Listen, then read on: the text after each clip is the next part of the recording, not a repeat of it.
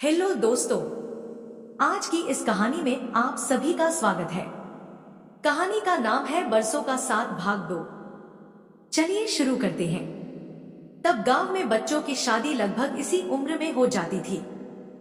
उसकी शादी उसके पिता ने अपने ननिहाली गांव में तभी तय कर दी थी जब वह गर्भ में था।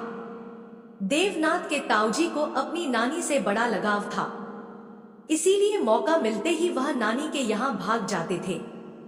ऐसे में ही उनकी दोस्ती वहां ईश्वर के ससुर से हो गई थी। अपनी इसी दोस्ती को बनाए रखने के लिए उन्होंने ईश्वर के ससुर से कहा था कि अगर उन्हें बेटा होता है तो वह उसकी शादी उनके यहाँ पैदा होने वाली बेटी से कर लेंगे। उन्होंने जब यह बात कही थी, उस समय दोनों लोगों की पत्नियां गर्भवती थी। संयोग से ताऊजी के यहाँ ईश्वर पैदा हुआ तो दोस्त के यहाँ बेटी, जिसका नाम उन्होंने रूपमती रखा था। प्रशांत के ताऊ ने वचन दे रखा था, इसलिए ईश्वर के लाख मना करने पर उन्होंने उसका विवाह रूपमती से उस समय कर दिया जब वह 10वीं में पढ़ रहा था। उस समय ईश्वर की उम्र कम थी और उसकी पत्नी भी छोटी थी, इसलिए विदाई नहीं हुई थी। ईश्वर की शादी हुए सप्ताह भी नहीं बीता था कि उसके ससुर चल बसे थे। इसके बाद जब भी विदाई की बात चलती, ईश्वर पढ़ाई की बात करके मना कर देता। वह पढ़ने में काफी तेज था। उसका संघ लोक सेवा आयोग द्वारा प्रशासनिक नौकरी में चयन हो गया और वह डिप्टी कलेक्टर बन गया। ईश्वर ट्रेनिंग कर रहा था, तभी उसके पिता का देहांत हो गया था। संयोग देखो, उन्हें मरे महीना भी नहीं बीता था कि ईश्वर की मां भी चल बसी। मां बाप के गुजर जाने के बाद एक बहन बची थी। उसकी शादी हो चुकी थी, इसलिए अब उसकी सारी जिम्मेदारी प्रशांत के पिता पर आ गई थी। लेकिन मां बाप की मौत के बाद ईश्वर ने घर परिवार से नाता लगभग खत्म सा कर लिया था। आने जाने की कौन कहे, कभी कोई चिट्ठी पत्री भी नहीं आती थी। उन दिनों शहरों में भी कम ही लोगों के यहाँ फोन होते थे। अपना फर्ज निभाने के लिए प्रशांत के पिता ने विदाई की तारीख तय करके बहन से ईश्वर को संदेश भिजवा दिया था। जब इस बात की जानकारी प्रशांत को हुई तो वह खुशी से फूला नहीं समाया। विदाई से पहले ईश्वर की बहन को दुल्हन के स्वागत के लिए बुला लिया गया था। जिस दिन दुल्हन को आना था, सुबह से ही घर में तैयारियां चल रही थी।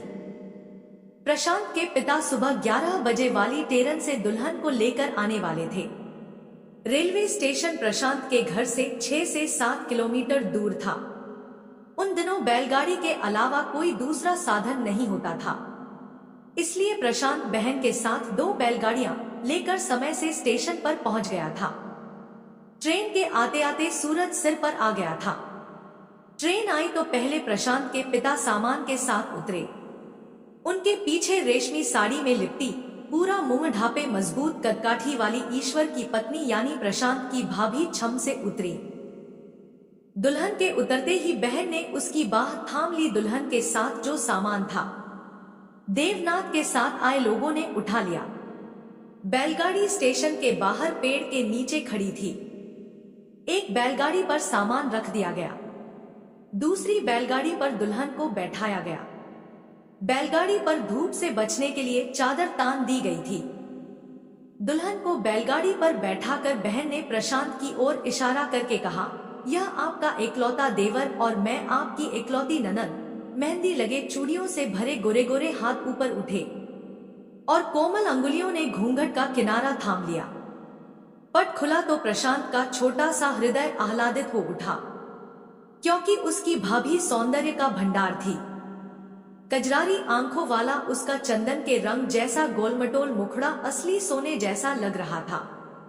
उसने दशहरे के मेले में होने वाली रामलीला में उस तरह की औरतें देखी थी। उसकी भाभी तो उन औरतों से भी ज्यादा सुंदर थी। प्रशांत भाभी का मुंह उत्सुकता से ताकता रहा। वह मन ही मन खुश था कि उसकी भाभी गांव में सबसे सुंदर है। मजे की बात, वह 10वीं तक पढ़ी थी। बैलगाड़ी गांव की ओर चल पड़ी। गांव में प्रशांत की भाभी पहली ऐसी औरत थी जो विदा होकर ससुराल आ गई थी। लेकिन उसका वर तेलफुले लगाए उसकी राह नहीं देख रहा था। इससे प्रशांत को एक बात याद आ गई। कुछ दिनों पहले मानिकलाल अपनी बहू को विदा करा कर लाया था। जिस दिन बहू को आना था उसी दिन उसका बेटा एक चिट्ठी छोड़कर न जाने कहां चला गया था। उसने चिट्ठी में लिखा था, मैं घर छोड़कर जा रहा हूं। यह पता लगाने या तलाश करने की कोशिश मत करना कि मैं कहां हूं। मैं ईश्वर की खोज में सन्यासियों के साथ जा रहा हूं। अगर मुझसे मिलने की कोशिश की तो मैं डूब मरूंगा, लेकिन वापस नहीं आऊंगा। इसके बाद सवाल उठा कि अब बहू का क्या किया जाए। अगर विदा कराने से पहले ही उसने मन की बात बता दी होती तो यह दिन देखना न पड़ता। ससुराल आने पर उसके माथे पर जो कलंक लग गया है वह तो न लगता। सब सोच रहे थे कि अब क्या किया जाए। तभी मानिकलाल के बड़े भाई के बेटे ज्ञानू यानी ज्ञानेश ने आकर कहा, दुल्हन से पूछो, अगर उसे ऐतराज नहीं हो तो मैं उसे अपनाने को तैयार हूँ। दुर्भाग्य के भंवरजाल में फंसी नवोदा के लिए ज्ञानू का यह कथन डूबते को तिनके का सहारा की तरह था। उसने ज्ञानू से शादी कर ली थी। प्रशांत का भी मन ज्ञानू बनने का हो रहा था, लेकिन अभी वह छोटा था। उसकी उम्र महज 13 साल थी। दुल्हन को घर में बैठाकर पिया का इंतजार करने के लिए छोड़ दिया गया। अगले दिन इंतजार की घड़ियां खत्म हुई। ईश्वर भैया शाम की गाड़ी से आ गए, लेकिन आते ही उन्होंने फरमान सुना दिया कि वह इस दुल्हन को नहीं रखेंगे। लोगों ने समझाया बुझाया पर वह किसी की नहीं मानी। पति का फरमान सुनकर भाभी रोने लगी।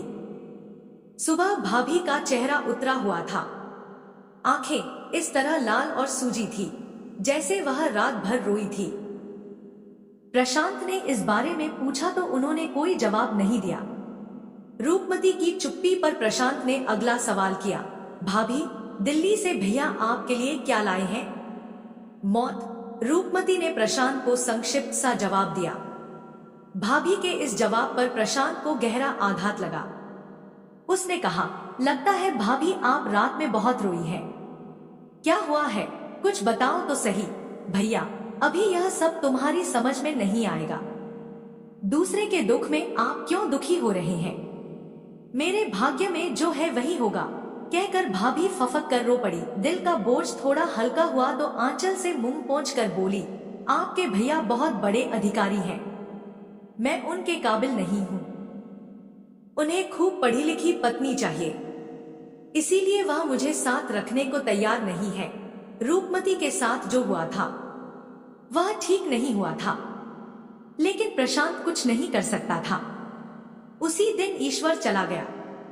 जाने से पहले उसने प्रशांत के पिता से कहा, काका, मुझे यह औरत नहीं चाहिए। इस देहाती गंवार औरत को मैं अपने साथ हरगिज नहीं रख सकता। ईश्वर के जाने के बाद रूपमती ननद के गले लगकर रोते हुए कहने लगी, अगर इस आदमी को ऐसा ही करना था तो मुझे विदा ही क्यों कराया गया? विदा कराकर मेरी जिंदगी क्यों बर्बाद की गई? अब कौन मुझे कुंवारी मानेगा? मैं न इधर की रही न उधर की। अब सवाल था रूपमती को मायके पहुंचाने का। मामला तलाक का था, इसलिए घर का कोई बड़ा रूपमती को मायके ले जाने के लिए राजी नहीं था। जब कोई बड़ा बुजुर्ग रूपमती को ले जाने के लिए राजी नहीं हुआ तो उसे मायके ले जाने की जिम्मेदारी प्रशांत की आ गई। रेलवे स्टेशन से रूपमती का घर ज्यादा दूर नहीं था। कोई संदेश मिला होता तो शायद स्टेशन पर कोई लेने आ जाता। प्रशांत और रूपमती पैदल ही घर की ओर चल पड़े। सामान स्टेशन पर ही एक परिचित की दुकान पर रख दिया गया था। राह चलते हुए अपनी व्यथा व्यक्त करने की खातिर गांव के ज्ञानेश उर्फ ज्ञानू के बारे में बताकर प्रशांत ने कहा, आज मुझे अपने देर से पैदा होने पर अफसोस हो रहा है भाभी। अगर मैं 8 से 10 साल पहले पैदा हुआ होता तो दुख की उस घड़ी में भी रूपमती के चेहरे पर मुस्कान आ गई। मासूम देवर के कंधे पर हाथ रखकर उसने कहा, तो फिर मैं तुम्हारे बड़े होने की राह देखूं? प्रशांत झेप गया। गांव आया, फिर घर। गौने गई लड़की के चौथे दिन मायके आने पर उसे देखने के लिए आस पड़ोस की औरतें इकट्ठा हो गईं। उस समय दिल पर पत्थर रखकर रूपमती मुस्कुराती रही। उसके इस भोले भाले देवर को ताना न सुनना पड़े, इसके लिए उसने किसी से कुछ नहीं बताया। प्रशांत उसी दिन शाम की गाड़ी से लौट आया। रूपमती गांव के बाहर तक उसे छोड़ने आई। विदा करते समय उसने कहा, इस जन्म में फिर कभी मुलाकात हो तो देवर जी पहचान जरूर लेना। इन 4 दिनों में तुमने जो दिया। प्रशांत का हाथ पकड़कर सीने पर रखकर कहा, इसमें समाया रहेगा।